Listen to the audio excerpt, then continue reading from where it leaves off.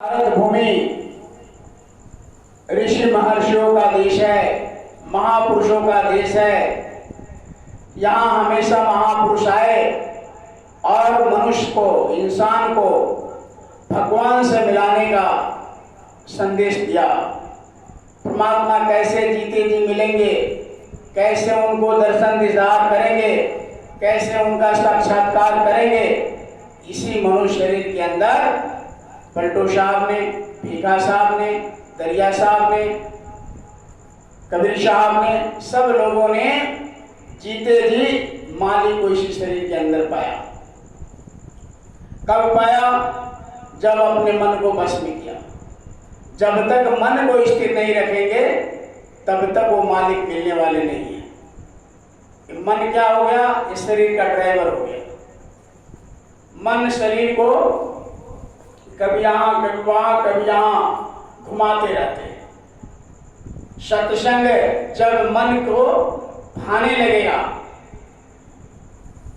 सत्संग जब मन को अच्छा लगने लगेगा तब मन सत्संग में लगने लगेगा और एक एक वचन को पकड़ करके उस मालिक के धाम जाने लगेगा।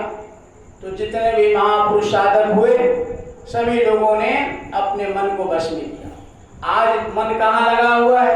खेत में, खलिहान में, दुनिया में, खाने में, पीने में, सोने में, बिजनेस में, व्यापार में, सारा मन लगा हुआ है। सुमरन ध्यान भजन में जैसे बैठाते हैं मन भग जाता है, मन रुकता नहीं है, मन टिकता नहीं है। तो गुरु महाराज ने कहा कि जब तुम सत्संग में बैठोगे, सत्संग के एक एक वचन को जब अंदर में धारण करोगे तो धीरे धीरे मन रुकने लगेगा, क्योंकि ये धीरे धीरे धीरे धीरे धीरे भगने का आदत पड़ गया है।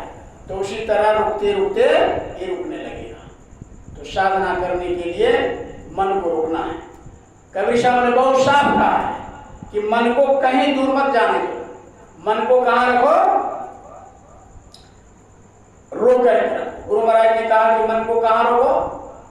आप लोग भी बोलो, मन को कहाँ रोकना है?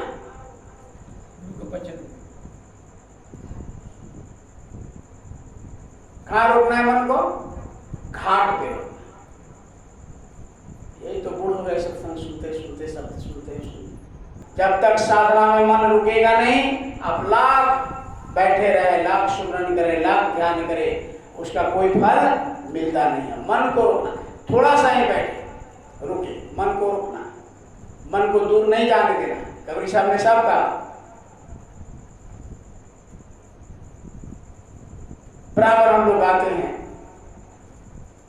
ये कबीर साहब ने बहुत साफ साफ कहा, गुरु दरिया में नहाना, मन कहीं दूर न जाना। दरिया में नहाना,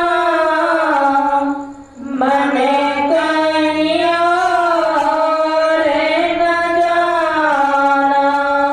कहते गुरु की दरिया, ये सत्संग रूपी दरिया है, सत्संग रूपी सागर है।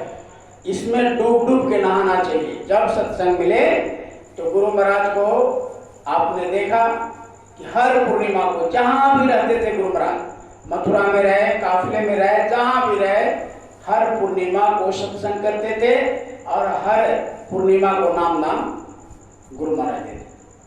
कहते थे कि पूर्णिमा को सत्संग और नाम नाम बराबर करते रहे। तो आज पूर्णिमा है, हम लोग भी समझे कि गुरु महाराज के सानिध्य में बैठ करके और गुरु के सामने हम वचन सुन रहे हैं, सत्संग सुन रहे हैं, तो वही फल मिलने लगता है।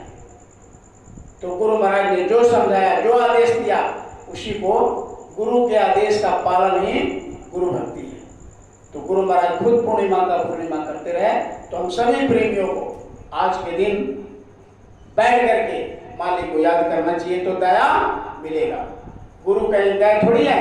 गुरु दरिया में सदा जल निर्मल, गुरु दरिया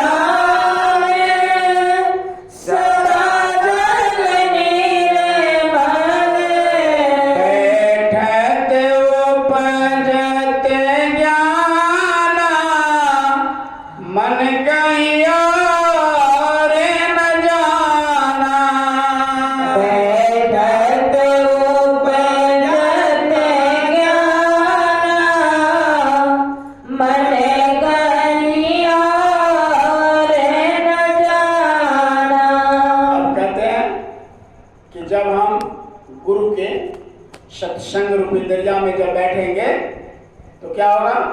ये दरिया कैसा है? कहा कि निर्मल है। आप बैठने से ज्ञान उत्पन्न होता है, विवेक। इसीलिए गोस्वामी जी महाराज ने रामचरितमानस में भी लिख दिया कि बिनु सत्संग विवेक न हो। बिना सत्संग ये ज्ञान नहीं हो सकता, विवेक नहीं हो सकता। उसी तरह कबीरदास जी महाराज भी कहते हैं कि बैठत उपजत ज्ञाना।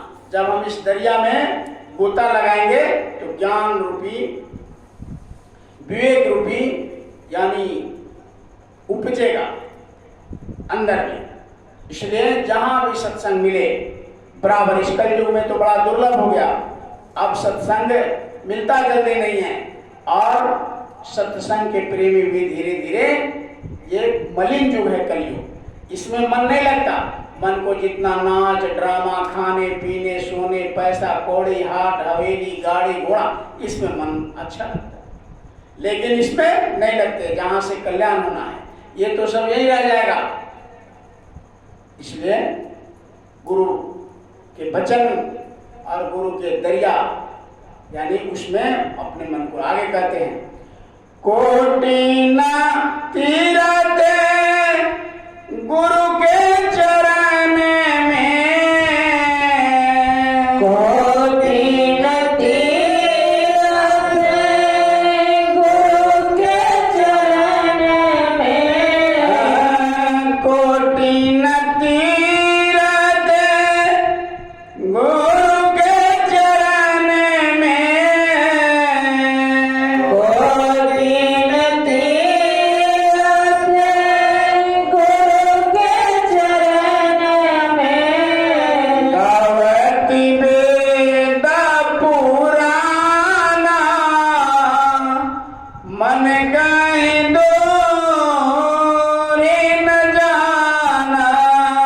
गावत वेद पुराना मन कहीं दूर न जाना।